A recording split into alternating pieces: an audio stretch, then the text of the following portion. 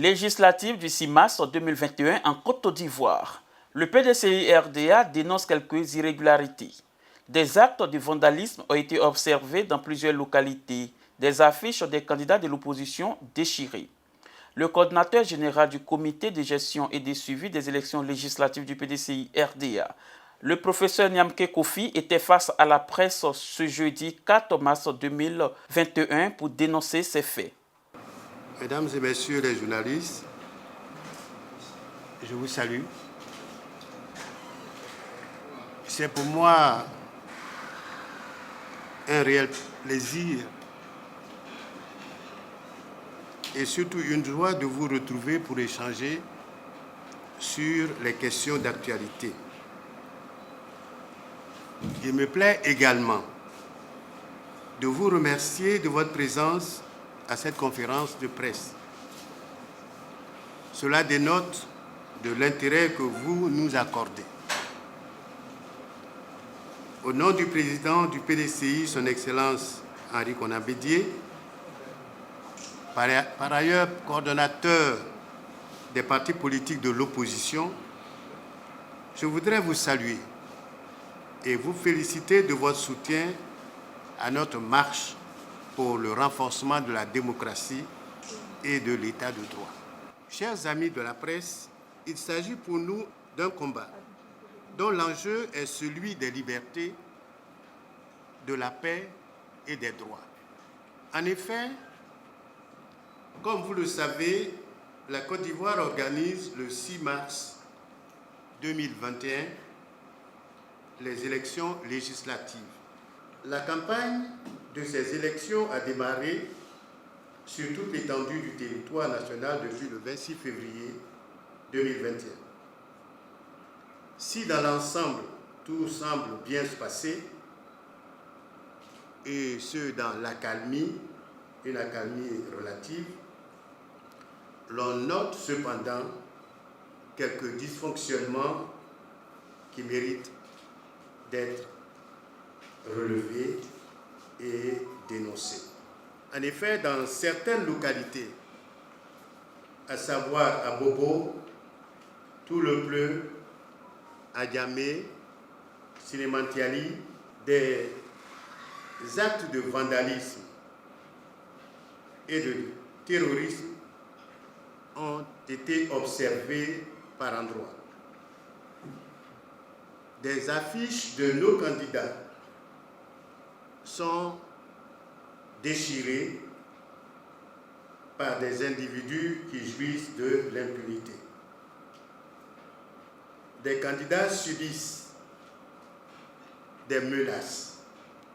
On veut en effet les empêcher de faire campagne et d'assurer un bon déroulement à leur démarche.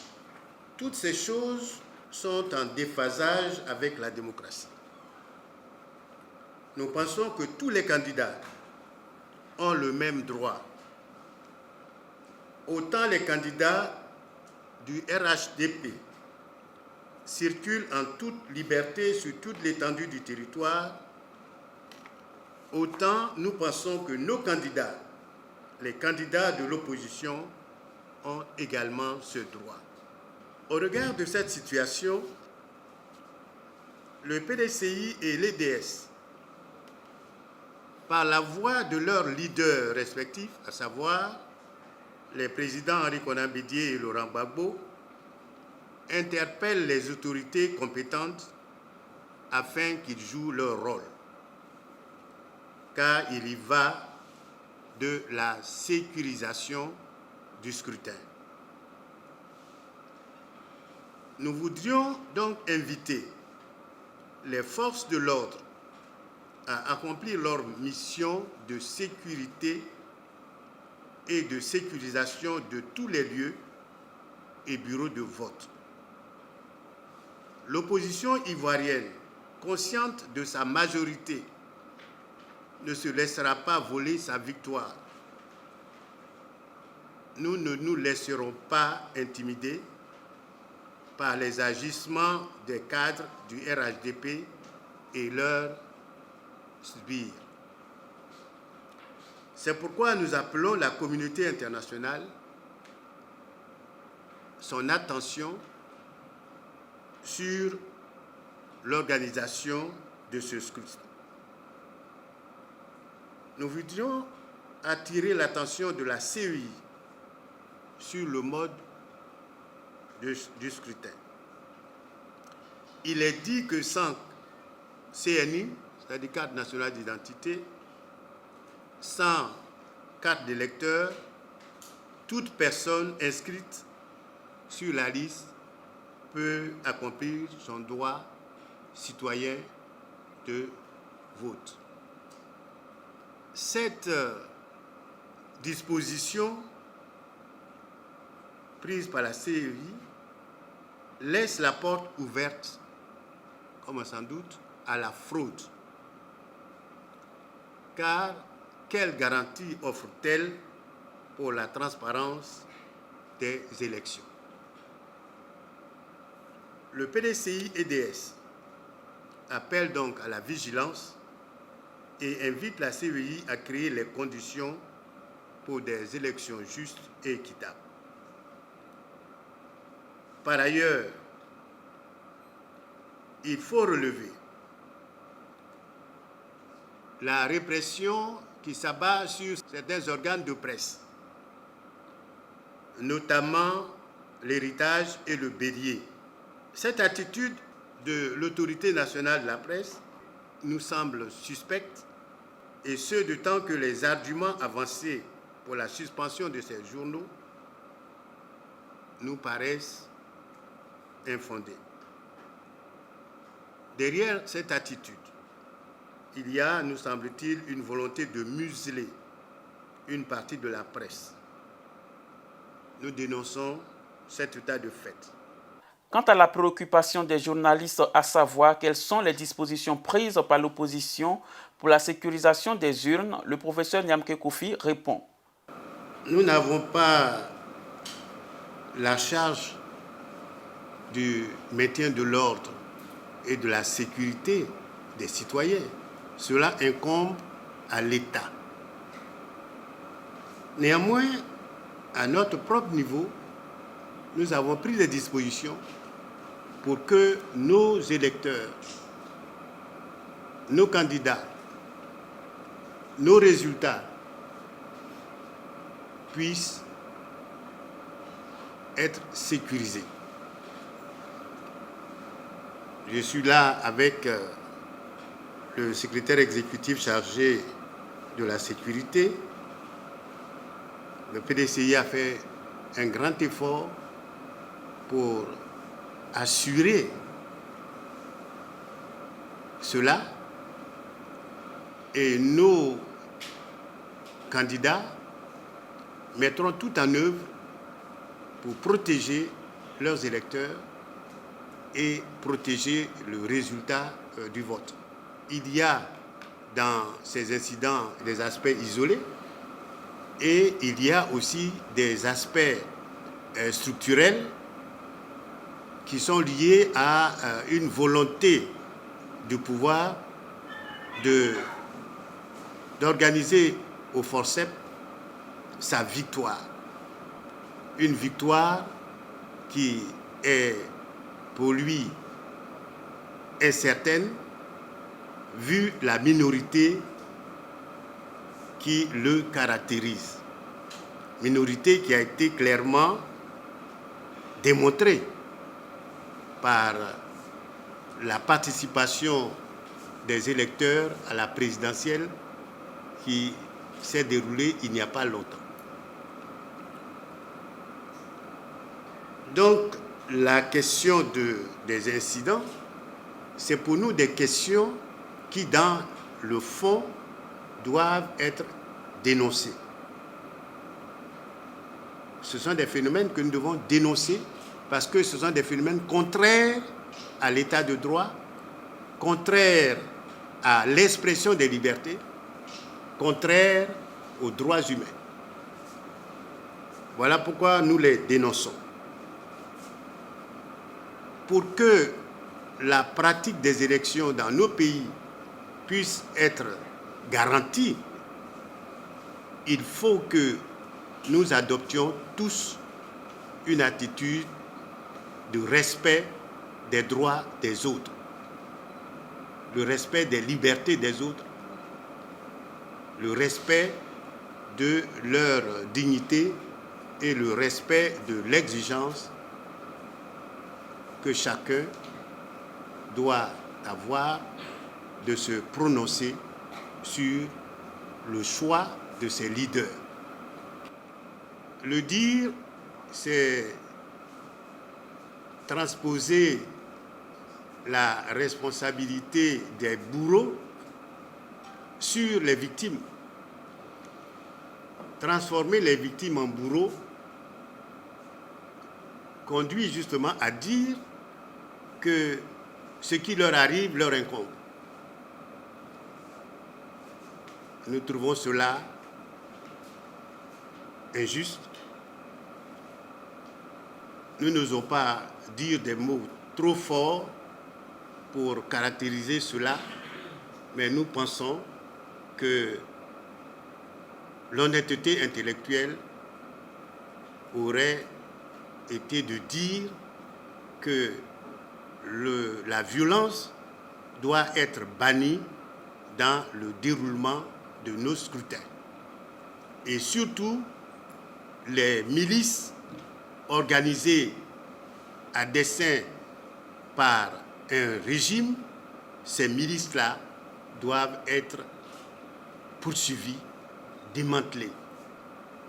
Nous ne pourrons jamais mettre en œuvre une démocratie sûre, une démocratie viable, si nous trichons avec l'expression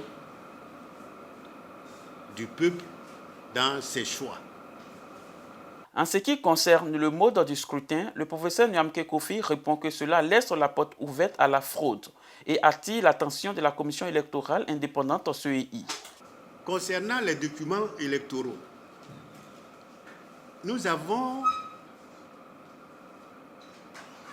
constamment demandé que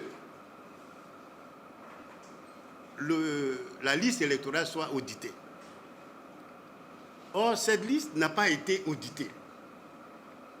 Et c'est précisément cette liste non auditée qui va servir de témoin à l'exactitude, à la sincérité du scrutin. Cela nous paraît biaisé. Voilà pourquoi nous nous inquiétons des éventuelles fraudes que cela pourrait susciter ou entraîner. Nous avons demandé que la liste électorale soit auditée. Si elle avait été éditée, de telles dispositions ne nous effraieraient pas. Parce que nous aurions su que ceux qui sont sur la liste sont véritablement les vrais électeurs de ce pays. Mais nous n'avons pas eu la certitude que ceux qui sont sur la liste électorale sont les électeurs de droit. C'est ce qui nous inquiète et suscite notre préoccupation. Donc, vous êtes d'accord avec moi sur nos inquiétudes. Vous dites également que l'opposition en général connaît le défi que consistait notre participation à ces élections.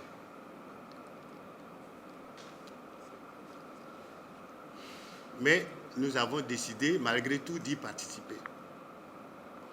C'est une décision responsable. Une décision responsable parce que nous ne pouvions pas laisser l'exclusivité du pouvoir au régime du RHDP. En n'allant pas aux législatives, nous leur concédons à la fois le pouvoir exécutif et le pouvoir législatif. Donc nous leur offrons une Assemblée nationale monocolore qui va devenir une simple boîte d'enregistrement des désirs du régime et asseoir une dictature que nous avons constamment dénoncée, et notamment au cours de la désobéissance civile. Présent à cette conférence de presse, le candidat du PDCI-RDA, Dia Oufouédé Yopougon, a fait quelques précisions. Par rapport aux élections que nous compétitons actuellement, il n'y a pas de décision isolée. Parce que l'objectif ici, c'est de faire en sorte que nos militants aient peur, que les gens aient peur. Donc lorsque ces incidents ont lieu, lorsque nous parcourons, pas au niveau de Yopougon, et puis au niveau national, à Yopougon, on a eu un incident qui était isolé. Un jeune qui partait coller nos affiches et qui a été découpé à la machette. Il s'est passé sur tous les réseaux. C'est vrai que ça peut être considéré comme un incident isolé, mais néanmoins, ça traumatise tous les électeurs pour dire que est-ce que la machette n'est pas revenue? Est-ce qu'ils ne vont pas encore être violents vis-à-vis de ce qui arrive? Donc l'interpellation qui est faite aujourd'hui, c'est pour attirer aussi votre attention afin que vous puissiez communiquer vraiment dessus pour ne pas qu'on soit surpris. Et tous ceux qui ont des plans machiavéliques de destruction encore des urnes puissent s'abstenir. Les élections, ce n'est pas cet objectif-là, c'est un jeu. La population sort, s'exprime, et puis on passe à autre chose. Lorsqu'on voit les affiches qui sont encore déchirées, c'est une intimidation qui est faite par nos adversaires. Donc lorsque nous sillonnons tous les différents quartiers, nous demandons à la population de ne pas avoir peur, de sortir massivement pour voter. C'est sur une note d'espoir que le professeur Nyamke Koufi a clos la conférence de presse. L'objectif de notre participation à ces législatives, c'est d'abord garantir le respect de la Constitution qui a été violée. Nous n'en voulons plus. Il s'agira en deuxième position, faire en sorte que la réconciliation véritable des Ivoiriens puisse se faire. Réconciliation des Ivoiriens et des populations de ce pays. La réconciliation des acteurs politiques, c'est important. L'appel que vient de lancer le candidat Dia a cet objectif. Créer les conditions qui feront que la compétition électorale soit un jeu. Effectivement, l'élection est un jeu. C'est un jeu parce que l'on déplace le conflit violent, ouvert, dans un champ symbolique où la compétition électorale remplace la compétition physique par le jeu de la brutalité. C'est pour éviter que la victoire s'arrache à la violence, à la puissance, que l'on organise les élections, que l'on met en place des moyens symboliques pour régler les conflits. Il faut donc que nous, politiciens ivoiriens, apprenons cela à tous nos concitoyens pour que l'élection ne soit pas une source de violence. Le troisième objectif, c'est permettre un contrôle et un suivi de l'action gouvernementale. L'Assemblée nationale est un organe de contrôle de l'action gouvernementale. Si elle devient une chambre d'enregistrement, le gouvernement peut asseoir la gabégie, la malgouvernance, la corruption et même l'injustice sans qu'il y ait la possibilité de dénoncer cela. Le quatrième objectif, c'est de mettre fin à l'oligarchie du RHDP. Le RHDP a tendance à croire et à faire croire que le patrimoine de l'État est son patrimoine privé. Au point où ne pas voter pour le RHDP, c'est se mettre en position de ne plus obtenir les subventions et l'accès à ce patrimoine qui appartient à tous les contribuables, à tous les compatriotes, à tous les citoyens de ce pays. Des ministres qui se promènent pour dire « Votez-moi parce que je vais vous donner des ponts, je vais vous donner des routes ». La route, ce n'est pas un don. La route, ce sont des exigences de développement économique et humain qui appellent une politique sociale et économique juste, équitable. Les moyens pour le faire ne viennent pas de la poche de ces ministres, puisque quand ils n'étaient pas ministres, ils n'ont jamais offert une piste villageoise, même pas une bicyclette à quelqu'un. Mais d'où vient-il que dès qu'ils deviennent ministres, ils peuvent s'arroger le droit de dire « je vais vous offrir des ponts, je vais vous offrir ceci, je vais vous offrir cela ». C'est de la tricherie et c'est l'érection de la corruption en principe d'action et en normes d'action politique. Cela, il nous faut le dénoncer. Et c'est l'opposition qui arrivera au pouvoir pour dénoncer cela. Enfin, notre dernière préoccupation, c'est de mettre fin au règne du non-droit. Pour que la justice soit une justice pour tous. Ces objectifs nous conduisent à lancer un appel à tous les Ivoiriens. Un appel où nous leur demandons d'aller voter pour que s'instaure l'état de droit dans notre pays, pour que la démocratie soit renforcée, pour que chacun puisse exprimer son attachement à ses valeurs. Nous vous appelons à changer avec nous la gouvernance. Nous vous appelons à mettre en place une vie conviviale, une vie de fraternité, une vie de solidarité dans notre pays. C'est pourquoi nous pensons que l'enjeu de cette élection, ce n'est pas de laisser libre cours au règne de la terreur, mais faire en sorte que la liberté devienne notre oxygène.